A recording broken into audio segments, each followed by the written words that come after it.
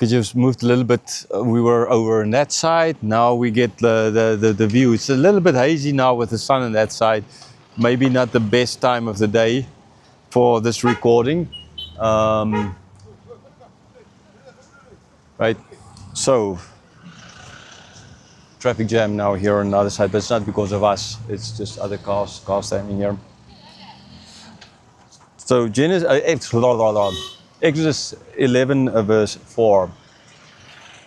So Moses said, "Thus says the Lord, about midnight I will go out in the midst of Egypt, and every firstborn in the land of Egypt shall die, from the firstborn of Pharaoh who sits on the throne, even to the firstborn of the slave girl who is behind the handmill, and all the firstborn of the cattle."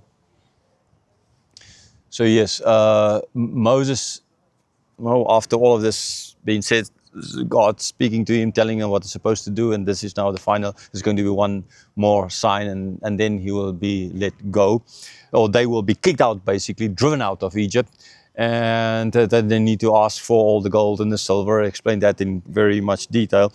So now is what is the sign going to be like? And this sign is that God is going to go out in the midst of Egypt. Now, in general, God goes to a certain place. It kind of feels as if it ought to lead to something good. But in this case, it's sure not going to lead to something good, but in judgment. Okay? It's like when Jesus came the first time, it was not in judgment, as he stated, but ultimately in salvation. And when he's coming back, he's going to come in judgment. So in this case, he came in judgment in the midst of Egypt. And what will this judgment, how will this judgment look like? The firstborn of everyone in Egypt is going to die. This is a sign. This is the last plague. The firstborn of everyone is going to die. Now, this most likely would have implied the male firstborn, not so much the female firstborn. And so, without distinction, Pharaoh, the slave girls, behind the handmill even, everyone, and even the firstborn of the cattle. You can imagine there's not a lot anyhow, so many of them died by now, but even then, more is going to die. Everyone, the firstborn of. This is now like what you're supposed to give to God as. In this sense now, it's just judgment. Verse 6. There shall be a great cry throughout all the land of Egypt, such as there has never been, nor ever will be again. Okay, so this great cry that will go out. Never will there was never a great cry like this, and there never will be a great cry like this. We have now seen it now the third time mentioned. The first time it was to do with since the foundation of Egypt, right? Then the second time the locusts concerning since they came to earth, basically, since the Egyptians became into being, not but just as a people. And now the third time mentioned that this kind of cry is going to go out. Yeah, ultimately as well, it's the same kind of cry, the connection later on we know from the New Testament when after the birth of Jesus, but and the boys being massacred. Yeah. Verse 7. But not a dog shall growl against any of the people of Israel, either man or beast, that you may know that the Lord makes a distinction between Egypt and Israel. The interesting thing here is that the dog growling. Now, you know, dogs bark very fast, depending on the kind of dog, but smaller dogs bark a lot faster, bigger dogs less. But dogs kind of bark fast. And I say I haven't really heard lots of dogs here or seen any.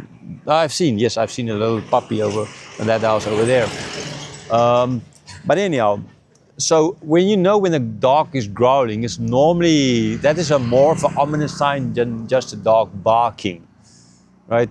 A dog barking is a dog barking, but a dog growling is like, it's as if it wants to come and attack you. So in this sense, this growling against you means these dogs are not even going to try and attack you, right? Nothing of that is going to happen. That is against the people of Israel. against them. Even the dogs, even the dogs are, to put it like that, will be changed by God. And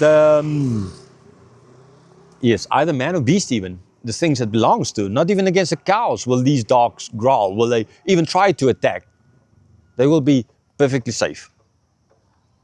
And in this way, the people will know that God is making a distinction between Egypt and Israel. Right? Not man, God is making, because God is changing the hearts of the people to give. God is changing his dogs so they won't even growl against him.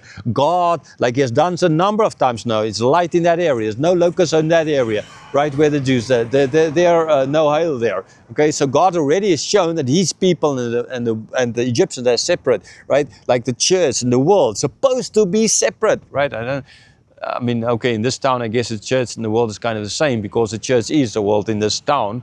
Right, this is, I guess, the true Baptist Republic, but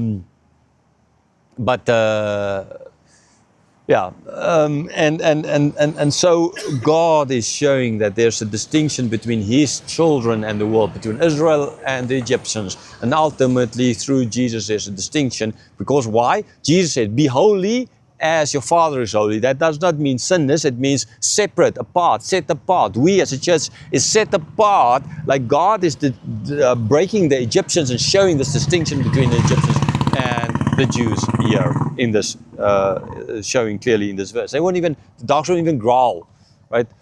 So they will be perfectly safe.